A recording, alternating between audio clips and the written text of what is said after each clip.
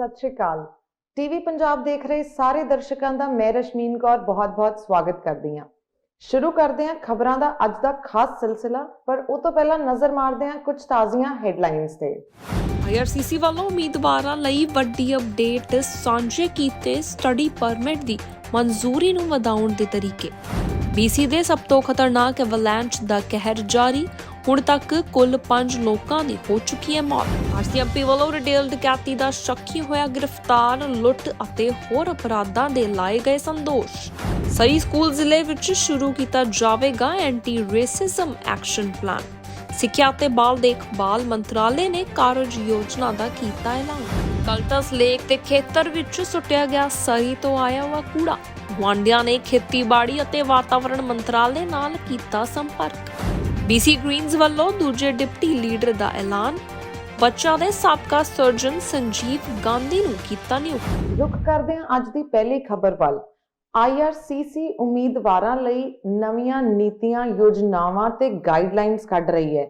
ਪਿਛਲੇ ਕੁਝ ਸਮੇਂ ਤੋਂ ਸਟੂਡੈਂਟ ਐਪਲੀਕੇਸ਼ਨਸ ਰੱਦ ਹੋਣ ਦਾ ਸਿਲਸਿਲਾ ਜਾਰੀ ਸੀ, ਜਿਸ ਦੇ ਚੱਲਦੇ ਹੁਣ IRCC ਸਟੱਡੀ ਪਰਮਿਟ ਦੀ ਮਨਜ਼ੂਰੀ ਨੂੰ ਵਧਾਉਣ ਲਈ ਨਵੀਆਂ ਨੀਤੀਆਂ ਕੱਢ ਰਹੀ ਹੈ। ਕੈਨੇਡਾ ਅੰਤਰਰਾਸ਼ਟਰੀ ਵਿਦਿਆਰਥੀਆਂ ਲਈ ਦੁਨੀਆ ਦੇ ਸਭ ਤੋਂ ਪ੍ਰਸਿੱਧ ਸਥਾਨਾਂ ਵਿੱਚੋਂ ਇੱਕ ਮੰਨਿਆ ਜਾਂਦਾ ਹੈ। ਸਿੱਖਿਆ ਦੇ ਸ਼ਾਨਦਾਰ ਮਿਆਰ ਅਤੇ ਅੰਤਰਰਾਸ਼ਟਰੀ ਪੱਧਰ ਉੱਤੇ ਮਾਨਤਾ ਪ੍ਰਾਪਤ ਸਕੂਲ ਦੇ ਨਾਲ ਕੈਨੇਡਾ ਹਰ ਸਾਲ ਵਿਦੇਸ਼ਾਂ ਤੋਂ ਵੱਡੀ ਗਿਣਤੀ ਵਿੱਚ ਵਿਦਿਆਰਥੀਆਂ ਦੀ ਮੇਜ਼ਬਾਨੀ ਕਰਦਾ ਹੈ। ਇਕੱਲੇ 2021 ਵਿੱਚ ਲਗਭਗ 4.5 ਲੱਖ ਨਵੇਂ ਅੰਤਰਰਾਸ਼ਟਰੀ ਵਿਦਿਆਰਥੀਆਂ ਦਾ ਸਵਾਗਤ ਕੀਤਾ ਗਿਆ ਸੀ। ਜਦੋਂ ਕਿ ਕੈਨੇਡਾ ਹਰ ਸਾਲ ਬਹੁਤ ਸਾਰੇ ਅੰਤਰਰਾਸ਼ਟਰੀ ਵਿਦਿਆਰਥੀਆਂ ਦੀ ਮੇਜ਼ਬਾਨੀ ਕਰਦਾ ਹੈ, ਉੱਥੇ ਹੀ ਉਹ ਵੀ ਹਨ ਜੋ ਉਹਨਾਂ ਦੀਆਂ ਸਟੱਡੀ ਪਰਮਿਟ ਅਰਜ਼ੀਆਂ ਤੋਂ ਇਨਕਾਰ ਕਰਦੇ ਨੇ। Immigration, refugees and citizenship Canada ਯਾਨੀ IRCC ਦੁਆਰਾ ਨਿਰਧਾਰਿਤ ਯੋਗਤਾ ਦੇ ਮਾਪਦੰਡਾਂ ਉੱਤੇ ਧਿਆਨ ਨਾਲ ਵਿਚਾਰ ਕਰਨਾ ਜ਼ਰੂਰੀ ਹੈ ਅਤੇ IRCC ਇਮੀਗ੍ਰੇਸ਼ਨ ਅਫਸਰ ਦੀ ਆਪਣੀ ਬਿਨਾਂ ਪੱਤਰ ਦੀ ਸਮੀਖਿਆ ਕਰਨ ਦਾ ਵਿਵੇਕ ਅਪਲਾਈ ਕਰਨ ਵੇਲੇ ਸਫਲਤਾ ਲਈ ਮਹੱਤਵਪੂਰਨ ਹੋ ਸਕਦਾ ਹੈ। ਖਾਸ ਤੌਰ ਉੱਤੇ ਸਟੱਡੀ ਪਰਮਿਟ ਪ੍ਰਾਪਤ ਕਰਨ ਲਈ ਬਿਨੈਕਾਰਾਂ ਨੂੰ ਯੋਗਤਾ ਦੇ ਮਾਪਦੰਡਾਂ ਨੂੰ ਪੂਰਾ ਕਰਨਾ ਚਾਹੀਦਾ ਹੈ, ਜਿਹਦੇ ਵਿੱਚ ਇਹ ਦਰਸਾਉਣ ਵਾਲੀ ਗੱਲ ਹੈ ਕਿ ਬਿਨੈਕਾਰ ਸ਼ਾਮਿਲ ਹਨ ਕਿ ਉਹ ਸਭ ਤੋਂ ਪਹਿਲਾਂ ਇੱਕ ਮਨੋਨੀਤ ਲਰਨਿੰਗ ਇੰਸਟੀਚਿਊਟ ਯਾਨੀ DLI ਵਿੱਚ ਅਧਿਐਨ ਕਰਨ ਲਈ ਸਵੀਕਾਰ ਕਰਦੇ ਨੇ।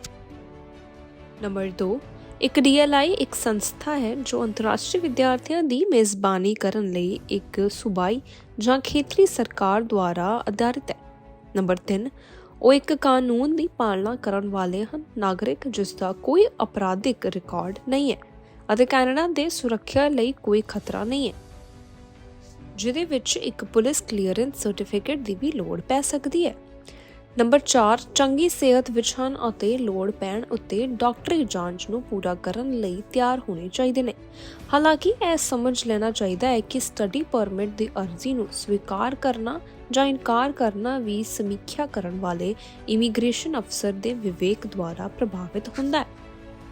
ਇਸ ਤੋਂ ਇਲਾਵਾ ਬਿਨੈਕਾਰ ਅਧਿਐਨ ਪਰਮਿਟਾਂ ਦੀਆਂ ਧਾਰਾਵਾਂ ਨੂੰ ਦੇਖ ਸਕਦੇ ਨੇ ਜਿਸ ਲਈ ਉਹ ਯੋਗ ਹੋ ਸਕਦੇ ਨੇ। ਉਦਾਹਰਣ ਲਈ, ਸਟੂਡੈਂਟ ਡਾਇਰੈਕਟਰ ਸਟ੍ਰੀਮ ਖਾਸ ਦੇਸ਼ਾਂ ਦੇ ਨਾਗਰਿਕਾਂ ਲਈ ਕੈਨੇਡੀਅਨ ਸਟੱਡੀ ਪਰਮਿਟ ਪ੍ਰਾਪਤ ਕਰਨ ਲਈ ਇੱਕ ਤਰਜੀਹੀ ਮਾਰਗ ਹੈ। ਇਸ ਸਟ੍ਰੀਮ ਦੇ ਅਧੀਨ ਅਰਜ਼ੀਆਂ ਲਈ ਸਵੀਕ੍ਰਿਤੀ ਦਰਾਂ ਆਮ ਤੌਰ ਉੱਤੇ ਉੱਚ ਯੋਗਤਾ ਮਾਪਦੰਡਾਂ ਦੇ ਕਾਰਨ ਹੁੰਦੀਆਂ ਹਨ, ਜਦੋਂ ਕਿ ਸਟੱਡੀ ਪਰਮਿਟ ਪ੍ਰਾਪਤ ਕਰਨ ਤੋਂ ਇਨਕਾਰ ਕਰਨਾ ਨਿਰਾਸ਼ਾਜਨਕ ਹੋ ਸਕਦਾ ਹੈ। ਬਿਨੈਕਾਰ ਅਜੇ ਵੀ ਕੈਨੇਡਾ ਵਿੱਚ ਪੜ੍ਹਾਈ ਕਰਨ ਲਈ ਕਦਮ ਚੁੱਕ ਸਕਦੇ ਨੇ ਅਤੇ ਮੁੜ ਅਪਲਾਈ ਕਰਨ ਵੇਲੇ ਉਹਨਾਂ ਦੀ ਸਵੀਕ੍ਰਿਤੀ ਦੀਆਂ ਸੰਭਾਵਨਾ ਨੂੰ ਵਧਾ ਸਕਦੇ ਨੇ। ਬਿਨੈਕਾਰ ਆਪਣੇ ਇਨਕਾਰ ਦੇ ਕਾਰਨਾਂ ਦਾ ਜਾਇਜ਼ਾ ਲੈ ਸਕਦੇ ਨੇ, ਜਿਵੇਂ ਕਿ ਉਹਨਾਂ ਦੇ ਇਨਕਾਰ ਪੱਤਰ ਵਿੱਚ ਸ਼ਾਮਿਲ ਕੀਤਾ ਗਿਆ ਹੋਵੇ, ਅਤੇ ਉਸ ਅਨੁਸਾਰ ਆਪਣੀਆਂ ਅਰਜ਼ੀਆਂ ਨੂੰ ਐਡਜਸਟ ਕਰ ਸਕਦੇ ਨੇ ਜਦੋਂ ਤੱਕ ਖਾਸ ਤੌਰ ਉੱਤੇ ਨਹੀਂ ਦੱਸਿਆ ਜਾਂਦਾ। IRCC ਕੋਲ ਅਰਜ਼ੀਆਂ ਦੇ ਵਿਚਕਾਰ ਅੰਤਰਿਮ ਸਮਾਂ ਨਹੀਂ ਹੁੰਦਾ, ਇਸ ਲਈ ਬਿਨੈਕਾਰ ਤਿਆਰ ਹੁੰਦੇ ਨੇ ਕਿ ਦੁਬਾਰਾ ਅਰਜ਼ੀ ਦੇ ਸਕਦੇ ਨੇ।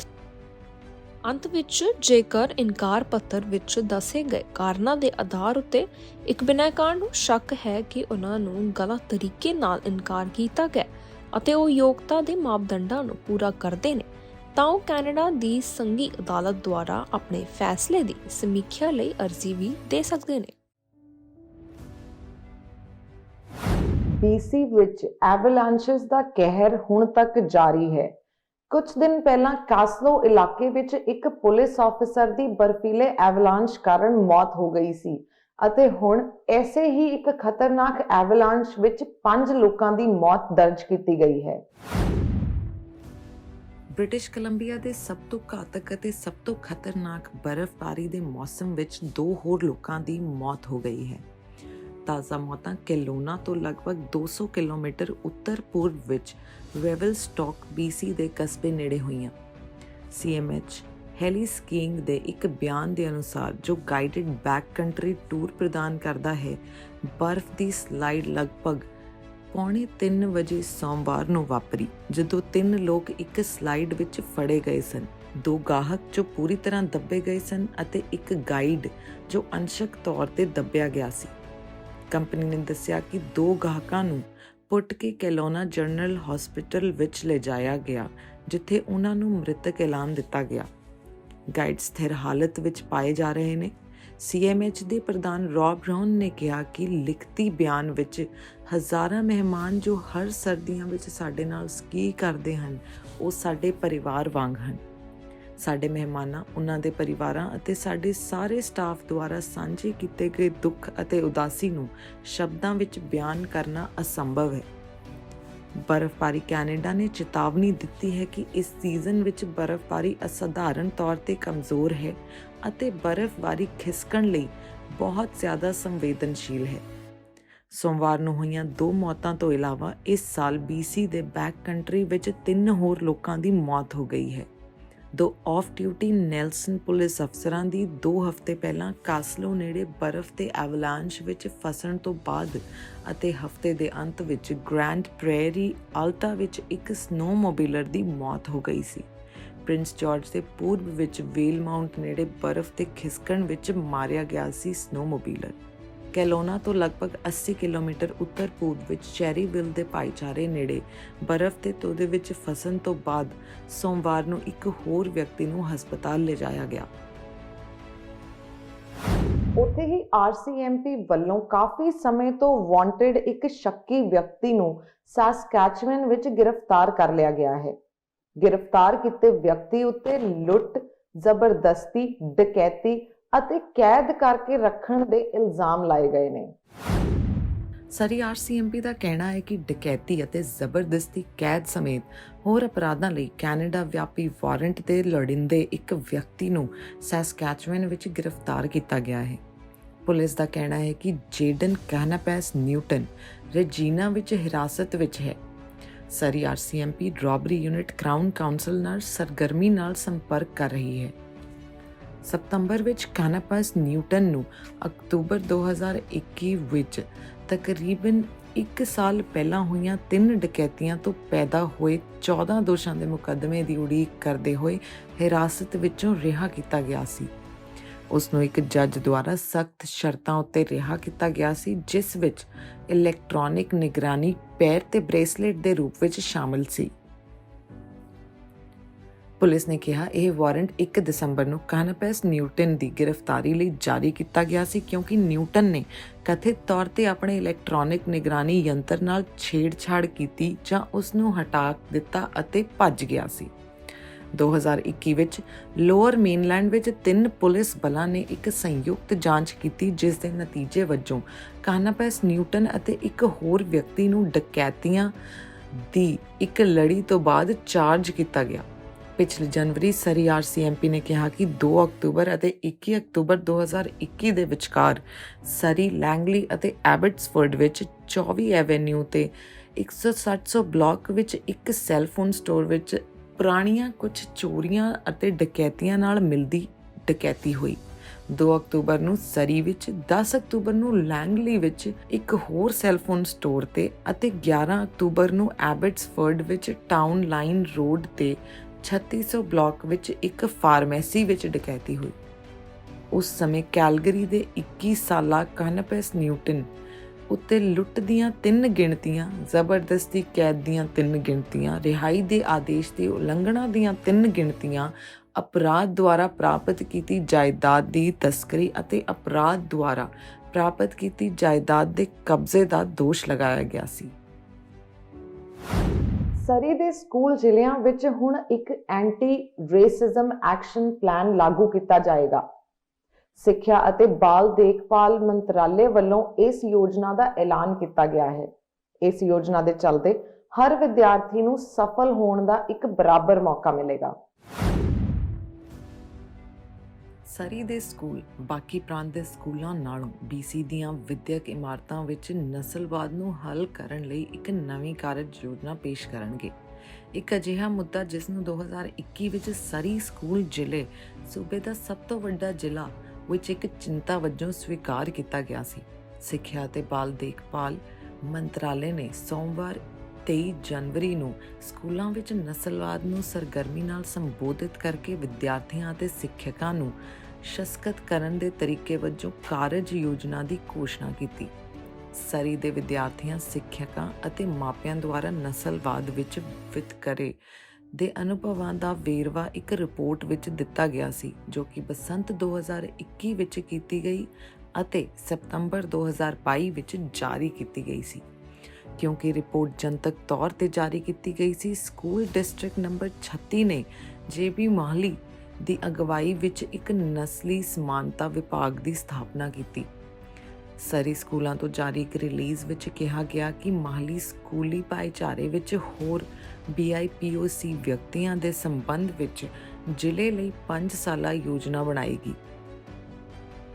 ਨਸਲਵਾਦ ਵਿਰੋਧੀ ਪਹਿਲਕਦਮੀਆਂ ਲਈ ਸੰਸਦੀ ਸਕੱਤਰ ਮੇਬਲ ਐਲਮੋਰ ਨੇ ਸਿੱਖਿਆ ਅਤੇ ਬਾਲ ਮੰਤਰਾਲੇ ਤੋਂ ਜਾਰੀ ਇੱਕ ਬਿਆਨ ਵਿੱਚ ਕਿਹਾ ਕਿ ਪੀੜ੍ਹੀਆਂ ਲਈ ਆਦੀਵਾਸੀ, ਬਲੈਕਸ ਅਤੇ ਰੰਗ ਦੇ ਲੋਕਾਂ ਨੇ ਇੱਕ ਅਜਿਹੀ ਪ੍ਰਣਾਲੀ ਵਿੱਚ ਫਿੱਟ ਹੋਣ ਲਈ ਕੰਮ ਕੀਤਾ ਹੈ ਜੋ ਜ਼ਰੂਰੀ ਤੌਰ ਤੇ ਉਹਨਾਂ ਲਈ ਨਹੀਂ ਬਣਾਇਆ ਗਿਆ ਸੀ। K-12 ਨਸਲਵਾਦ ਵਿਰੋਧੀ ਐਕਸ਼ਨ ਪਲਾਨ ਵਿਦਿਆਰਥੀਆਂ ਅਤੇ ਸਿੱਖਿਅਕਾਂ ਨੂੰ ਇਹ ਸਿੱਖਣ ਵਿੱਚ ਮਦਦ ਕਰੇਗਾ ਕਿ ਕਿਵੇਂ ਵਧੇਰੇ ਸਮਾਵੇਸ਼ੀ ਅਤੇ ਬਰਾਬਰੀ ਵਾਲੇ ਸਿੱਖਣ ਦੇ ਮਾਹੌਲ ਨੂੰ ਬਣਾਉਣਾ ਹੈ। ਇਸ ਲਈ ਹੋਰ ਵਿਦਿਆਰਥੀਆਂ ਨੂੰ ਸਫਲ ਹੋਣ ਦੇ ਬਰਾਬਰ ਮੌਕੇ ਮਿਲਣ।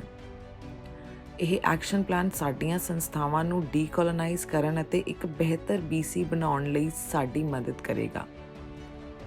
ਹਰ ਕਿਸੇ ਲਈ ਕਿਹਾ ਗਿਆ ਕਿ ਸਰੀ ਅਤੇ ਵਾਈਟ ਰੌਕ ਖੇਤਰਾਂ ਵਿੱਚ ਸਤੰਬਰ 2022 ਵਿੱਚ ਬੋਰਡ ਦੁਆਰਾ ਪ੍ਰਵਾਨਿਤ ਸਿਫਾਰਸ਼ਾਂ ਦੀ ਇੱਕ ਸੂਚੀ ਦੀ ਵਰਤੋਂ ਕਰਕੇ 5 ਸਾਲਾ ਯੋਜਨਾ ਤਿਆਰ ਕੀਤੀ ਜਾਏਗੀ। ਲੌਰੀ ਲਾਰਸਨ ਸਕੂਲ ਬੋਰਡ ਦੀ ਚੇਅਰ ਨੇ ਕਿਹਾ ਕਿ ਜ਼ਿਲ੍ਹੇ ਦੀਆਂ ਸਟਾਫ ਅਤੇ ਵਿਦਿਆਰਥੀਆਂ ਲਈ ਸੁਰੱਖਿਅਤ ਅਤੇ ਦੇਖਭਾਲ ਵਾਲਾ ਮਾਹੌਲ ਬਣਾਉਣ ਬਾਰੇ ਸਪਸ਼ਟ ਨੀਤੀਆਂ ਤਿਆਰ ਕੀਤੀਆਂ ਗਈਆਂ ਹਨ, ਪਰ ਉਹ ਇਹ ਵੀ ਮੰਨਦੇ ਹਨ ਕਿ ਹਾਲੇ ਬਹੁਤ ਕੰਮ ਕਰਨ ਦੀ ਲੋੜ ਹੈ।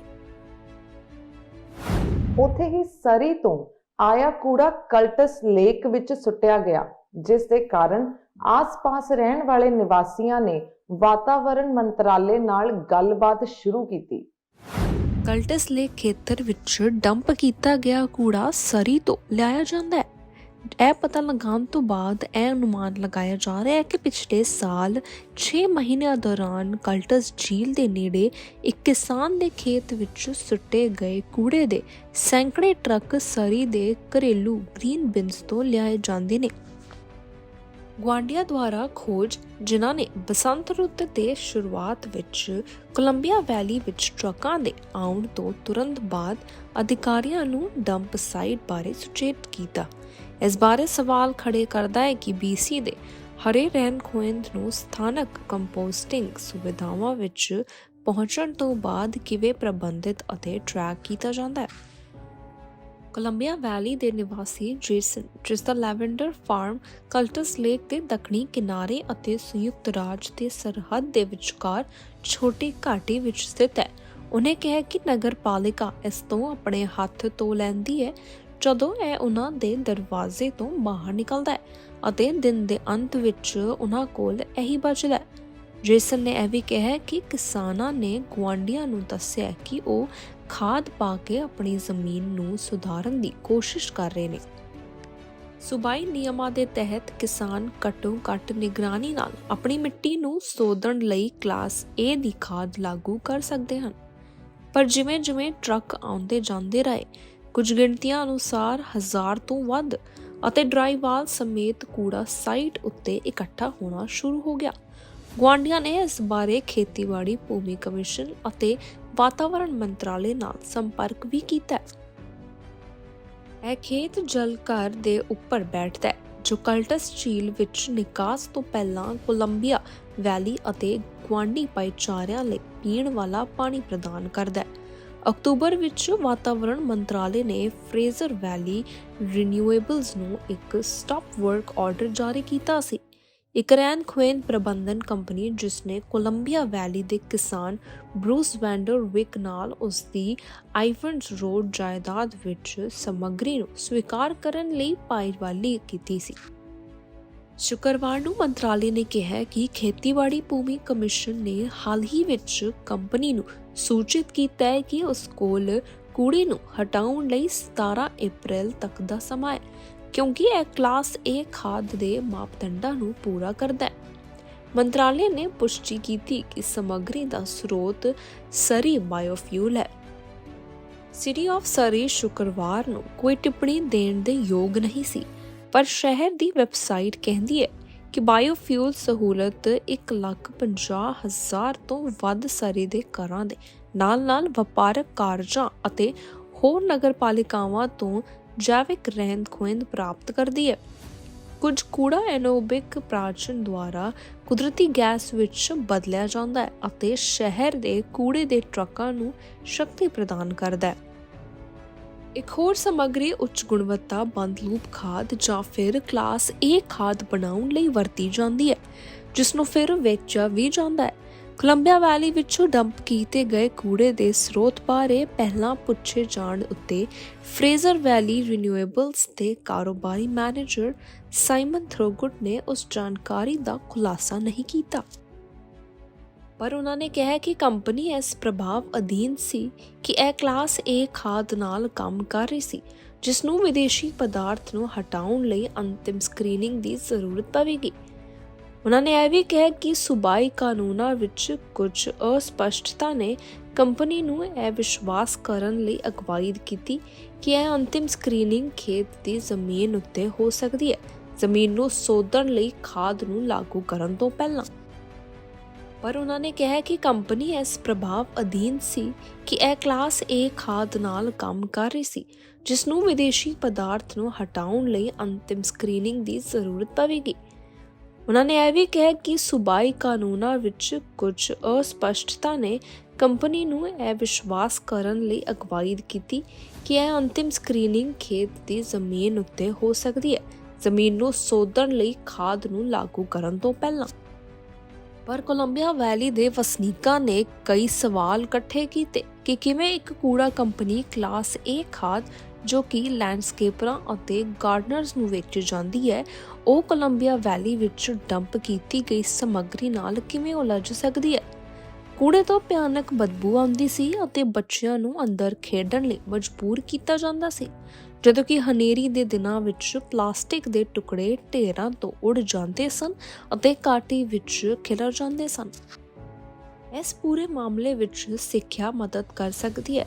ਉਹ ਮੰਨਦੀ ਹੈ ਕਿ ਪਲਾਸਟਿਕ ਦੇ ਥੈਲੀਆਂ ਅਤੇ ਸਿੰਗਲ ਯੂਜ਼ ਪਲਾਸਟਿਕ ਨੂੰ ਖਤਮ ਕਰਨਾ ਸਭ ਤੋਂ ਵਧੀਆ ਰਣਨੀਤੀ ਹੋਵੇਗੀ, ਤਾਂ ਜੋ ਉਹਨਾਂ ਨੂੰ ਹਰੇ ਕੂੜੇ ਨਾਲ ਨਹੀਂ ਮਿਲਾਇਆ ਜਾ ਸਕੇ। ਤਾਂ ਪੀਸੀ ਗ੍ਰੀਨਜ਼ ਵੱਲੋਂ ਆਪਣੇ ਦੂਜੇ ਡੈਪੂਟੀ ਲੀਡਰ ਦਾ ਐਲਾਨ ਕੀਤਾ ਗਿਆ। ਇਸ ਅਹੁਦੇ ਲਈ ਉਹਨਾਂ ਨੇ ਬੱਚਿਆਂ ਦੇ ਸਾਬਕਾ ਸਰਜਨ ਡਾਕਟਰ ਸੰਜੀਵ ਗਾਂਧੀ ਨੂੰ ਨਿਯੁਕਤ ਕੀਤਾ। ਡਾਕਟਰ ਗਾਂਧੀ ਦੀ ਇਸ ਵਿਸ਼ੇ ਨੂੰ ਲੈ ਕੇ ਕੀ ਮੰਗ ਹੈ, ਆਓ ਦੇਖੀਏ ਇੱਕ ਖਾਸ ਰਿਪੋਰਟ। ਪੀਸੀ ਗ੍ਰੀਨਜ਼ ਨੇ ਸੋਮਵਾਰ ਯਾਨੀ 23 ਜਨਵਰੀ ਨੂੰ ਘੋਸ਼ਣਾ ਕੀਤੀ ਕਿ ਸੰਜੀਵ ਗਾਂਧੀ ਇੱਕ ਸਾਬਕਾ ਬੱਚਿਆਂ ਦੇ ਸਰਜਨ ਲੀਜ਼ਾ ਗਰਜਨ ਦੇ ਨਾਲ ਉਹਨਾਂ ਦੀ ਪਾਰਟੀ ਦੇ ਦੂਜੇ ਉਪ ਨੇਤਾ ਹੋਣਗੇ। ਗਾਂਧੀ ਨੇ BC ਵਿੱਚ ਬਾਲ ਚਿਕਿਤਸਕ, ਕਾਰਡੀਓਵੈਸਕੂਲਰ ਅਤੇ ਕ੍ਰੋਜ਼ਮਿਕ ਸਰਜਰੀ ਦੇ ਮੁਖੀ ਵਜੋਂ ਕੰਮ ਕਰਨ ਤੋਂ ਬਾਅਦ ਆਪਣਾ ਇਹ ਅਹੁਦਾ ਸੰਭਾਲਿਆ ਹੈ। ਚਿਲਡਰਨ ਹਸਪਤਾਲ ਅਤੇ UBC ਸਕੂਲ ਆਫ ਮੈਡੀਸਿਨ ਵਿੱਚ ਸਰਜਰੀ ਦੇ ਇੱਕ ਕਲੀਨਿਕਲ ਪ੍ਰੋਫੈਸਰ ਵਜੋਂ ਗਾਂਧੀ ਦਾ ਕਹਿਣਾ ਹੈ ਕਿ ਸਿਹਤ ਸੰਭਾਲ ਲੋਕਾਂ ਦੀਆਂ ਚਿੰਤਾਵਾਂ ਵਿੱਚ ਸਭ ਤੋਂ ਅੱਗੇ ਹੈ। ਉਹ BC ਦੇ ਲੋਕਾਂ ਲਈ ਲੜਨਗੇ ਉਸੇ ਊਰਜਾ ਨਾਲ ਜੋ ਉਹਨਾਂ ਨੇ ਬਿਮਾਰ ਬੱਚਿਆਂ ਅਤੇ ਉਹਨਾਂ ਦੇ ਪਰਿਵਾਰਾਂ ਨੂੰ ਦਿੰਦੀ ਸੀ। ਉਹਨਾਂ ਨੇ ਆਪਣੀ ਸਥਿਤੀ ਦਾ ਐਲਾਨ ਕਰਦੇ ਹੋਏ ਇੱਕ ਸਮਾਗਮ ਦੌਰਾਨ ਕਿਹਾ, ਫਿਲਹਾਲ ਗਾਂਧੀ ਸਿਹਤ ਸੰਭਾਲ, ਸਿਹਤ ਨੀਤੀ ਅਤੇ ਮਹਾਮਾਰੀ ਉੱਤੇ ਬੁਲਾਰੇ ਵਜੋਂ ਵਿਧਾਨ ਸਭਾ ਤੋਂ ਬਾਹਰ ਲੜਨਗੇ। ਗਾਂਧੀ ਨੇ ਕਿਹਾ ਕਿ ਉਹਨਾਂ ਨੇ ਆਪਣੀ ਪਿਛਲੀ ਨੌਕਰੀ ਆਪਣੀ ਮਰਜ਼ੀ ਨਾਲ ਛੱਡ ਦਿੱਤੀ ਸੀ, ਪਰ ਹੋਰ ਕਾਰਕਾਂ ਦਾ ਵੀ ਉਹਦੇ ਵੱਲ ਉਹਨਾਂ ਨੇ ਇਸ਼ਾਰਾ ਕੀਤਾ। ਉਹਨਾਂ ਦਾ ਕਹਿਣਾ ਹੈ ਕਿ ਉਹ ਹੁਣ BC ਦਾ ਹਿੱਸਾ ਬਣ ਗਏ ਨੇ, ਪਰ ਇਸ ਦਾ ਮਤਲਬ ਇਹ ਨਹੀਂ ਕਿ ਉਹ ਇੱਕ ਸਿਆਸਤਦਾਨ ਨੇ। ਇਹ ਦੁਨੀਆ ਦਾ ਸਭ ਤੋਂ ਵਧੀਆ ਕੰਮ ਸੀ, ਪਰ ਪਿਛਲੇ ਕਈ ਸਾਲਾਂ ਤੋਂ ਦਵਾਈ ਇੱਕ ਹੋਰ ਔਖਾ ਪੇਸ਼ਾ ਬਣ ਗਿਆ। ਉਹਨਾਂ ਦਾ ਇਹ ਕਹਿਣਾ ਹੈ, ਕੰਮ ਵਾਲੀ ਥਾਂ ਘੱਟ ਦੋਸਤਾਨਾ ਬਣ ਗਈਆਂ ਸਨ। ਕੰਮ ਵਾਲੀ ਥਾਂ ਉੱਤੇ ਜ਼ਹਿਰੀਲਾਪਣ ਬਹੁਤ ਜ਼ਿਆਦਾ ਹੋ ਸਕਦਾ ਹੈ ਅਤੇ ਇੱਥੋਂ ਤੱਕ ਕਿ ਇੱਕ ਹੰਕਾਰੀ ਟੈਸਟੋਸਟੇਰੋਨ ਦੁਆਰਾ ਚਲਾਏ ਗਏ ਦਿਲ ਦੇ ਸਰਜਨ ਲਈ ਇਹ ਤੰਦਰੁਸਤੀ ਅਤੇ ਮਾਨਸਿਕ ਸਿਹਤ ਨੂੰ ਪ੍ਰਭਾਵਿਤ ਕਰ ਸਕਦਾ ਹੈ। ਗਾਂਧੀ, ਜੋ ਕਿ ਸੋਸ਼ਲ ਮੀਡੀਆ ਉੱਤੇ ਸੂਬਾਈ ਸਿਹਤ ਨੀਤੀ ਦੀ ਅਕਸਰ ਆਲੋਚਨਾ ਕਰਦੇ ਨੇ, ਉਹਨਾਂ ਨੇ ਸੋਮਵਾਰ ਨੂੰ ਪੁੱਛੇ ਜਾਣ ਉੱਤੇ ਵੀ ਪਿੱਛੇ ਨਹੀਂ ਹਟੇ। ਉਹਨਾਂ ਨੇ ਕਿਹਾ ਕਿ ਇਹ ਨਹੀਂ ਸਮਝਦੇ ਕਿ ਬ੍ਰਿਟਿਸ਼ ਕੋਲੰਬੀਆ ਡਾਕਟਰ ਸਹਾਇਕਾਂ ਲਈ ਰੁਕਾਵਟਾਂ ਨੂੰ ਘੱਟ ਕਿਉਂ ਨਹੀਂ ਕਰ ਸਕਦਾ, ਜਿਨ੍ਹਾਂ ਨੂੰ ਸੂਬੇ ਵਿੱਚ ਹਰ ਥਾਂ ਕੰਮ ਕਰਨਾ ਚਾਹੀਦਾ ਹੈ, ਨਾ ਕਿ ਪੇਂਡੂ ਖੇਤਰਾਂ ਵਿੱਚ। ਉਹਨਾਂ ਨੇ ਸੂਬਾਈ ਸਰਕਾਰ ਨੂੰ ਆਪਣੀ ਜਨਤਕ ਸਿੱਖਿਆ ਮੁਹਿੰਮ ਵਿੱਚ ਸੁਧਾਰ ਕਰਨ ਦੀ ਲੋੜ ਨੂੰ ਵੀ ਕਿਹਾ, ਇਹ ਨੋਟ ਕਰਦੇ ਹੋਏ ਕਿ ਮਹਾਮਾਰੀ ਹਾਲੇ ਖਤਮ ਨਹੀਂ ਹੋਈ ਹੈ। ਉਹਨਾਂ ਨੇ ਸਾਰੇ ਸਕੂਲਾਂ ਵਿੱਚ 에ਅਰ ਫਿਲਟਰਾਂ ਦੀ ਵੀ ਮੰਗ ਕੀਤੀ ਹੈ ਤੇ ਨਾਲ ਹੀ ਉਹਨਾਂ ਨੂੰ ਇਹ ਸਮਝ ਨਹੀਂ ਆਉਂਦੀ ਕਿ ਆਖਿਰ ਮਾਸਕ ਇੱਕ ਸਿਆਸੀ ਮੁੱਦਾ ਕਿਉਂ ਬਣਦਾ ਜਾ ਰਿਹਾ ਹੈ। ਖਬਰਾਂ ਦਾ ਅੱਜ ਦਾ ਖਾਸ ਸਿਲਸਿਲਾ ਬਸ ਇੰਨਾ ਹੀ। ਮੈਂ ਹਾਂ ਰਸ਼ਮੀਨ ਕੌਰ। ਦੇਸ਼ ਵਿਦੇਸ਼ ਦੀਆਂ ਤਾਜ਼ੀਆਂ ਖਬਰਾਂ ਲਈ ਤੁਸੀਂ ਦੇਖਦੇ ਰਹੋ TV ਪੰਜਾਬ। ਪਰ ਜਾਣ ਤੋਂ ਪਹਿਲਾਂ ਇੱਕ ਨਜ਼ਰ ਅੱਜ ਦੀਆਂ ਤਾਜ਼ੀਆਂ ਹੈਡਲਾਈਨਸ ਤੇ। IRCC ਵੱਲੋਂ ਉਮੀਦਵਾਰਾਂ ਲਈ ਵੱਡੀ ਅਪਡੇਟ, ਸਾਂਝੇ ਕੀਤੇ ਸਟੱਡੀ ਪਰਮਿਟ ਦੀ ਮਨਜ਼ੂਰੀ ਨੂੰ ਵਧਾਉਣ ਦੇ ਤਰੀਕੇ। BC ਦੇ ਸਭ ਤੋਂ ਖਤਰਨਾਕ ਐਵਲਾਂਚ ਦਾ ਕਹਿਰ ਜਾਰੀ, ਹੁਣ ਤੱਕ ਕੁੱਲ 5 ਲੋਕਾਂ ਦੀ ਹੋ ਚੁੱਕੀ ਹੈ ਮੌਤ। RCMP ਵੱਲੋਂ ਰਿਟੇਲ ਡਕੈਤੀ ਦਾ ਸ਼ੱਕੀ ਹੋਇਆ ਗ੍ਰਿਫਤਾਰ, ਲੁੱਟ ਅਤੇ ਹੋਰ ਅਪਰਾਧਾਂ ਦੇ ਲਾਏ ਗਏ ਸੰਦੋਸ਼। ਸਰੀ ਸਕੂਲ ਜ਼ਿਲ੍ਹੇ ਵਿੱਚ ਸ਼ੁਰੂ ਕੀਤਾ ਜਾਵੇਗਾ ਐਂਟੀ ਰੇਸਿਜ਼ਮ ਐਕਸ਼ਨ ਪਲਾਨ। ਸਿੱਖਿਆ ਤੇ ਬਾਲ ਦੇਖਭਾਲ ਮੰਤਰਾਲੇ ਨੇ ਕਾਰਜ ਯੋਜਨਾ ਦਾ ਕੀਤਾ ਐਲਾਨ। ਕਲਟਸ ਲੇਕ ਦੇ ਖੇਤਰ ਵਿੱਚ ਸੁੱਟਿਆ ਗਿਆ ਸਰੀ ਤੋਂ ਆਇਆ ਹੋਇਆ ਕੂੜਾ। ਗੁਆਂਢੀਆਂ ਨੇ ਖੇਤੀਬਾੜੀ ਅਤੇ ਵਾਤਾਵਰਣ ਮੰਤਰਾਲੇ ਨਾਲ ਕੀਤਾ ਸੰਪਰਕ। BC ਗ੍ਰੀਨਜ਼ ਵੱਲੋਂ ਦੂਜੇ ਡਿਪਟੀ ਲੀਡਰ ਦਾ ਐਲਾਨ। ਬੱਚਿਆਂ ਦੇ ਸਾਬਕਾ ਸਰਜਨ ਸੰਜੀਵ ਗਾਂਧੀ ਨੂੰ ਕੀਤਾ ਨਿਯੁਕਤ।